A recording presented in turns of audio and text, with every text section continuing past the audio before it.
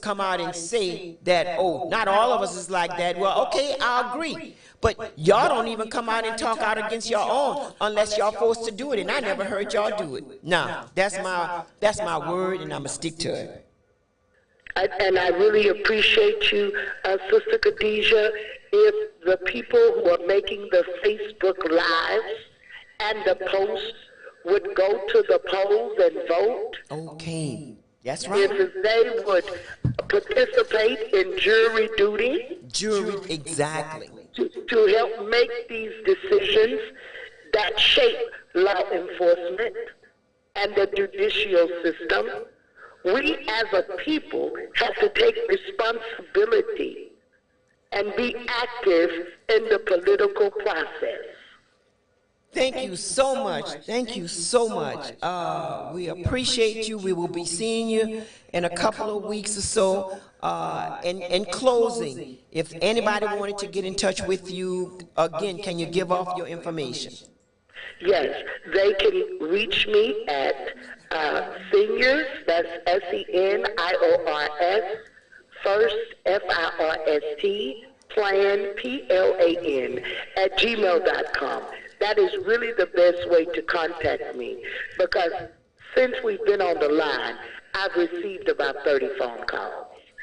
So it's better if they reach me by email, and then I will return their correspondence. Yes, ma'am. Yes, ma'am. Looking forward to seeing you real soon. Keep up the good work.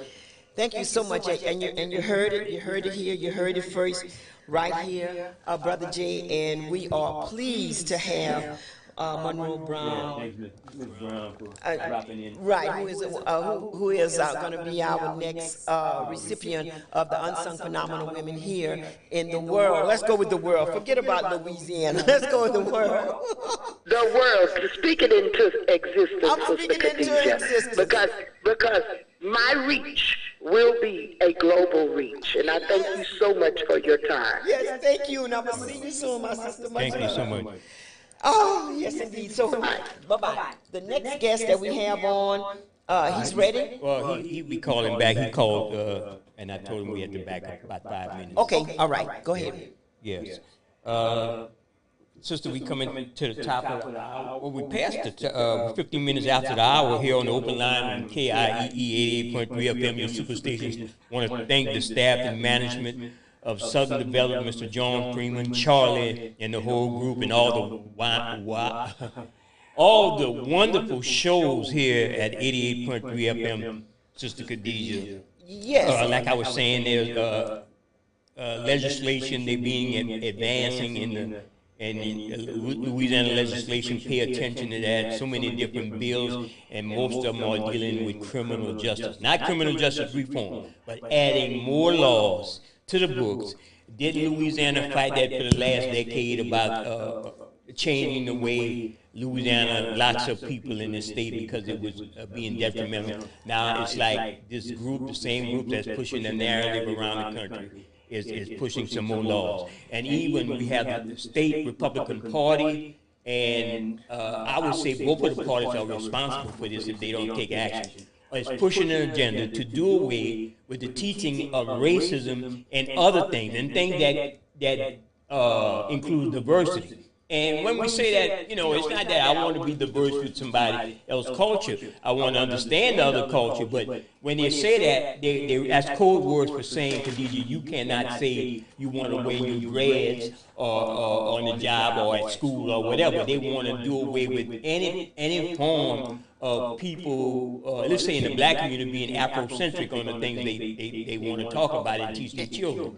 And they want to be able to control public dollars that goes into these universities that teach about racism or black history. To say you want to do away with racism, Rashad Richey, go check out his video. Rashad Richey, who does Indisputable on YouTube. Indisputable. Go check out what he say about that. Yes, and also we have with the Louisiana Department of Veterans Affairs, where we have the Veterans Upward Bound program that is for all veterans, honorably discharged veterans. Y'all can get in touch with Miss Linda Cockwell at 337-482-5835. 337-482-5835, and they would help you with educational needs, you know, with the math, English, science, computer. The hardest thing that I be having trouble with, them doggone computers. They would help you with all of that. Listen to the People's Tech and Entertainment Show, and you'll get a good lesson every Saturday. Yes, talking is one thing, showing is another. Well, attention deficit disorder. Yes, and that's the VUB, Veterans Upward Bound Program. Get in touch with Ms. Linda, and they have a beautiful staff, and the telephone number is 337-482-5835. Brother Jay, we have another caller. We do. Well, yeah, the other guest calling. Not yet. Okay, call. You have a question or comment? You're on. Oh, I have a question. Oh, y'all talking about bills that they're trying to pass? What about this bill where they want the teachers to intervene when there's a fight? Yeah. So what's going to happen with that when if that goes into effect? Them teachers gonna get their tail whipped. Those little young kids today, oh my land, they got stretched out of the universe. And the teachers don't really want to take on another job. They barely getting paid anyway. Again, I can say it a million times, or anybody with a logical deduction of what's going on in Louisiana. Every year, you're advancing all of these bills for being tough on crime and everything else, and Louisiana is still in the last place column when it comes to a lot of things that they supposedly should be first in. Yes, Carly, you have a brief question or a comment? Good morning. I was listening to you guys about the shooting in Shreveport. Oh, yes, sir. And I got a comment I'd like to make. Why don't they start drug testing these policemen in a shooting or car accident or anything? That's a good point.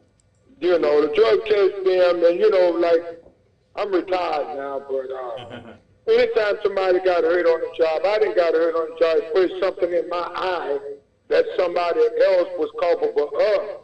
And I had to go get drug tested. Damn. So they need to implement something, make a long story short, to start drug testing these policemen, car accident, and all of these killings. Because there's something behind this. It's got to be. Oh, yes, indeed. Well, go to the Baton Rouge Advocate, or the Time-Picayune, what they used to call it, the Advocate now. It's the Go Advocate. and check out the article about law enforcement. They did an expose. They even did a database of officers who were accused of situations, officers who were somewhat convicted and caught, and officers who confessed to doing some wrong thing. Louisiana leads the nation in the number of officers that have done wrongdoing, have been able to be placed back on the job in different jurisdictions, or even in some cases back at the same place. So go check out the article, people. It's in the Advocate. You got the title of the article, Sister Khadijah.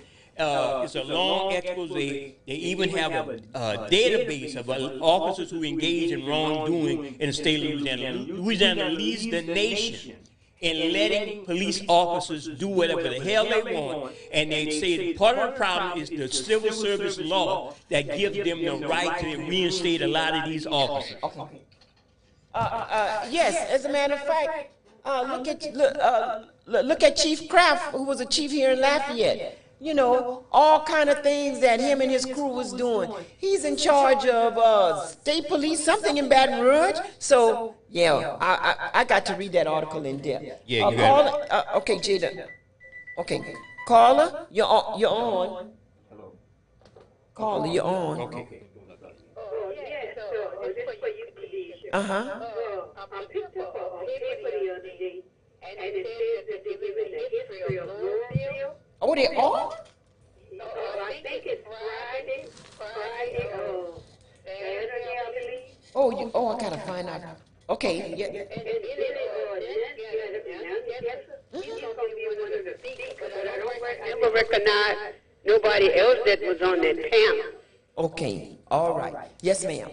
I'm gonna go and look into that. Thank you so Yes, much. thank you. All right, call our guest is on, Mr. Hewland. Yes, ma'am. I'm Okay, here. We're sorry about that. We had a backup today on the open line. We had our phones were ringing off the line. We had a couple of guests that we had to backtrack.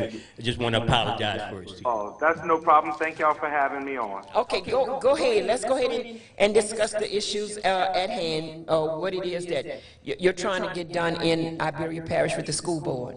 Okay, so yeah, this weekend on April 29th, we have an election in Iberia Parish, and that is to renew a bond proposition that is currently on the books. So it's a property tax. We collect 25 mills for the school board. This bond has been on the books since the late 70s, and it has allowed us to do a lot of great projects with the school system in Iberia Parish. The voters will decide on Saturday if they want to renew, and that would be at no increase to their taxes. The rate would stay the same, so property owners would not see any increase in their taxes. They approve this, but it would allow the school system to do $62 million worth of projects over the next 7 years. And so we have put together a plan focused on critical issues around technology, around school safety for our kids, around expanding our school district to offer new programs, and then doing some refurbishments and some repairs to our buildings to make sure that we keep them, up to date and have modern, nice schools for our students to be able to attend every day. So I guess I just want to touch on a few of the big projects to share with you that your viewers might be interested in. Yes. And the first one is our school safety project. And so we're looking at installing weapon detection systems in all of our middle and high schools. So what's out there in the world today, and things that's happening on school campuses, and we just want our parents and our community to have a peace of mind that know when their students come to our schools that they're safe. So these are scanning systems where students can go in the morning, and it will allow us to scan the entire student body. Multiple students can walk through at a time, and nobody has to stop unless it detects something that they have on campus that they shouldn't. Me and a few people from Iberia Parish went to Beaumont last week to see this at Beaumont Independent School District, and they have a school there with 2,200 students, and we were there at 6:30 in the morning to watch them take in, and by 7:15 everybody had been scanned and were in their classrooms. So it's really a good system. These are the types of scanners they use in airports and large venues like the Superdome and other professional athletic arenas. So very non-invasive. Students walk through and they don't even know that they're being scanned, but it allows us to see if anybody would bring any type of weapon onto our campus. So very interested in that, Yes. something that's very needed, and we're looking forward to hopefully be able to implement those at all of our middle and high schools. Some other things in terms of safety, we're going to be installing more cameras at our schools, a panic button for lockdown systems to where, in the event of a lockdown or if there's danger in the area, the principal will be able to press a button and it would lock the entry doors so people wouldn't be able to come in to the building. And looking at some card readers to allow teachers to go in and out of the building and not have to have doors left unlocked. So that's what we've seen around the country when things happen on campuses. A lot of times people get into schools with unlocked doors, and so we want to make sure that all of our bases are covered there. Also, along with the safety and security, we're looking at the relocation of one of our middle schools, Anderson Middle School. And Anderson is located, on Anderson Street in New Iberia. Unfortunately, the area that it's located in has had a high occurrence of crime and violence, right at the doors of the school. Things have happened over the past years that keep getting closer and closer. And the school was built, a long time ago, probably in the 50s, and it's right next to the street. There isn't a buffer zone between the street and the school. You walk off of Anderson Street, and within, maybe 10, 20 yards, you're at the front door of the school. So, we've had some concerns there in the past with some things that have happened, on the streets right outside of Anderson. We've been losing student population there. We've had kids that have left our district because they don't feel safe attending school there. We have teachers, there's a teacher shortage at the school because we can't get, highly qualified teachers to go there. It's just the area there is becoming, worrisome. So while we have this opportunity, we want to move those students to a safer location. We've identified a location that is next door to Westgate High School, which is the feeder school, where all of those 7th and 8th graders would go to 9th grade. And we have the opportunity to transform Sugarland Elementary, which is a neighbor to Westgate, to transform that facility into a real state-of-the-art middle school. So we're going to use the existing building, but we're going to do $19 million worth of renovations to that building. We're going to add a new gymnasium. We're going to add some science labs. We're going to add a new band room. We're going to add a new library, multimedia center. We're going to totally redo the cafeteria dining area. There's going to be a performance stage in the gym, a new bus drop-off zone, a total new facade. If you haven't seen a picture, but we do have an architect's rendering of what that school is going to look like, and it's on our website if anybody would like to see it. So $19 million worth of renovations to that site, and we are looking at moving all of those 7th and 8th graders from Anderson to this new facility. The next biggest project is an expansion at our Career and Technical Center. That's where our students go to get credentials that allow them to go into the workforce. So students can go there and get certified in welding and carpentry, certified nursing assistant, emergency medical technician. We have an HVAC program there. These are, it's targeting kids that maybe are not necessarily going to college when they graduate, but it gives them a skill where they could go out and get a job in Iberia Parish. And so we want to move all of those programs that I just mentioned into one building. Right now they're kind of spread out in a lot of different buildings. And we want to have room to be able to offer more work programs to meet the needs of the business and industry in Iberia Parish. So that's also a $14 million project. And then the last group of projects is about just doing refurbishments across the district. We have some roof replacements we need to do. We want to redo all of the gyms at our high schools, new floors, new bleachers. At our largest, New Iberia Senior High, that gym has been the same since 1967. So, same bleachers, same floor. So it's time to give those a facelift.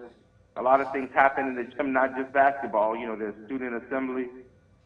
Community events happen there, so we really want to give all of those gyms a renovation. So that's just a real quick kind of overview of the big project in this bond. And if you go in, and if the voters go and vote yes on Saturday, there's no increase to the taxes. We'll be able to start these projects as early as the end of this summer. Okay. Yes, sir. So you mentioned 19 million for this, 19 million to help remodel. Is that Sugarland? Sugarland, yes, ma'am. Okay. And then 14 million for another facility. The Career Center, yes. Okay, 14 million for the Career Center. All right, so that's $33 million, and you have like $62 million. Why wouldn't you want to do the school completely instead of just doing like 19 million? Why not just do a whole school and just give the community that instead of just giving them like a portion of it? Yeah. So the problem is, we're actually losing student enrollment in Iberia Parish. Over the past 3 years, we've lost 1,500 students in our school system. People moving out of the parish, going to charter schools, to private schools. We're really working on trying to get some of those students back. But to go to the voters and ask them to build, we have 25 schools in our district. And so to ask them to build a brand new school, number 26, when we're actually losing students, feel that that would be a wise decision and a good way to spend the voters' money. So we started looking at the schools in the Westgate feeder system, and we have some brand new elementary schools. Park Elementary is only a few years old. Jefferson Island is only a few years old. Both of those schools were built for 600, well, let's say Park Elementary, for example, that's on Admiral Doyle and Landry Drive. That school was built for 600. Right now, there's only 290 students at that school. So we have plenty of room to move the students from Sugar Land into a new facility, and then that allows us to spend more money in upgrades. We don't have to buy new property. The Sugar Land facility was built in the 80s. It's a very, very sound facility. It's got good bones, and we can repurpose something that we already have without starting, from scratch. In the end, it's going to be a new school, once we get finished with it. And the cost of building a new school has, skyrocketed, just like everything else in our society today. The last school that we built in Iberia Parish was Bell Place Elementary. That school cost $13 million when it was built in 2013. To build that same school today in 2023, 10 years later, we're looking at a price tag of about $20 million. We have some callers. Caller, you ready for questions, Mr. Hewland? Oh, yes. You're on. Oh, I want to know is when you displace those kids from Sugar Land, where are they going to go? Are they going to go across the bayou also? I don't think so. I bet they're going to be all cluttered up in that school, Sugar Land. Caller, that's your question? Yeah, I want to know what they're going to do with those kids. Okay, Mr. Hewland, just hold on. We'll go to the next caller right quick. All right, he's going to answer your question. Thank you. You're welcome. Caller, you're on. Caller, you're on. Caller, you're on. Okay. Caller. Hello, Brother Jan, Sister Khadijah. Yes. I just have a question. All that sounds good. It sounds so pretty. But what about the, outside and exteriors? All that sounds good. We're carrying that. But what about more resource officers in the building? Okay. To curtail all the violence and what about the bullying issue? Okay. In the school system, Yes. What about that? What about that? Yes, ma'am. He's writing down the questions and he's going to answer us. Yes, I would like an answer on that because the outside can always look good as what's going on the inside. Yes, ma'am.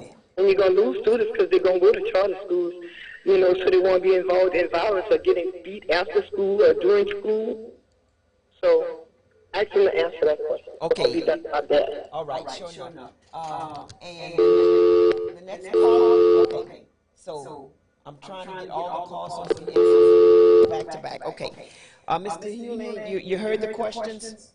Yes, ma'am. Okay, you can go ahead and answer now. Okay, the first question about the students at Sugar Land. No, we're not moving all of those students to Park. We have 3 schools that currently have space, all in the same feeder system. So that's Park Elementary, Jefferson Island Elementary, and Coteau Elementary. All of those schools are feed into Anderson, and based on the kids' address, we're going to look at where they live to see what school they would be closer to, and we're going to divide them up so then no school is going to be overcrowded or cluttered as a result of this because we have room in 3 different schools to be able to disperse the students. And this is not going to happen next year. We're going to spend next year working with the principals and working with the staff on coming up with a plan for the relocation, and then meet with the parents over the course of next year. So none of this is going to happen overnight. We have a year to plan before we're ready to start working in the school once the bond is approved. And so all of those kids will get to go to a school that is newer and better than the one that they're in now. So I think that answers the first question. The second question was about more resource officers. We are looking into that, but this bond proposal is the tax money can only be spent on capital improvement. So that's buildings and grounds and equipment and things like that. None of this money can be spent on salaries. But we do have agreements with both the New Iberia City Police and the Sheriff's Department to have resource officers in our schools. We don't have resource officers in every school yet. That's something that we want to work toward. But we have agreements with those law enforcement entities to where they can send deputies when we need, and the resource officers that are at our schools currently, when there's a need, they can move and go to another school to help out if needed. So although the tax can't pay for salaries, that is something that we're continuing to look at to expand, the number of resource officers that we